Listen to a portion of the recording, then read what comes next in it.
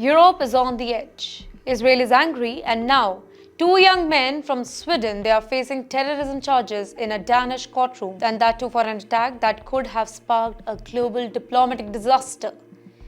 Well, the story begins in the quiet streets of Denmark's capital, where in the dead night, two loud explosions shattered the calm. It was October 2nd, 2024. The explosions, they rang out near the Israeli embassy. There are diplomats, there are foreign missions that are supposed to be safe. But that night, safety went up in smoke. Police rushed to the scene. They found broken glasses, smoke, shock. Somebody had thrown two live hand grenades, and that too towards Israeli embassy.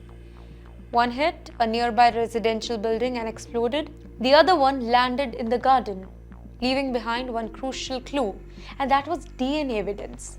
Now that DNA led the investigators straight to a teenager, an 18-year-old Swedish citizen. Soon after, Danish police, they arrested two suspects, one 18, other one 21, and that too at a train station. You know what their destination was? Amsterdam. But their journey ended in handcuffs. Of course, the two were charged with terrorism, assault and attempted murder. And now a 6-day trial has begun, one that can expose a much darker web behind Europe's escalating war, and that too against Israel.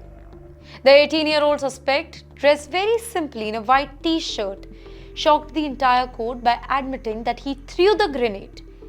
But there's a twist. He claims that he didn't target the embassy. His lawyer, Mr. Jacob, he told the court that yes, he threw two hand grenades, but not at the Israeli embassy. The defense insisted that it was an act of violence. Yes, but not terrorism. What a joke. Well, the young man has pleaded guilty only to assault and not terrorism now. But of course, prosecutors, they aren't buying that. They say that the attack was deliberate and part of something much, much bigger. Authorities believe that the teenager was recruited by a notorious Swedish criminal network called Foxtrot, basically a gang with growing ties to foreign intelligence operations. And here's where things get more explosive. According to Swedish media and intelligence reports, Iran has allegedly been recruiting Swedish gang members just to target Israeli institutions across Europe. The claim, made public by Sweden's own intelligence service back in May 2024, sent shockwaves through the continent. And of course, Iran has denied all the involvement here. But when you connect the dots here, a shooting at Israeli embassy, followed hours later by hand grenade attack, it begins to look like less than a coincidence and more like a coordination. The teenager standing trial in Denmark is also accused in the Stockholm attack that took place just one day earlier on October 1st, 2024. Prosecutors say that he opened fire at Israeli embassy there before fleeing south to Denmark. You know what? One day later, hand grenades, two embassies, two countries, one pattern. The Danish trial, now underway, is expected to end by February 3rd. But even before the verdict, this case has already rattled Europe's intelligence community. Basically, if Iran truly is using criminal gangs as proxies, it represents a chilling new front in what experts are calling shadow warfare.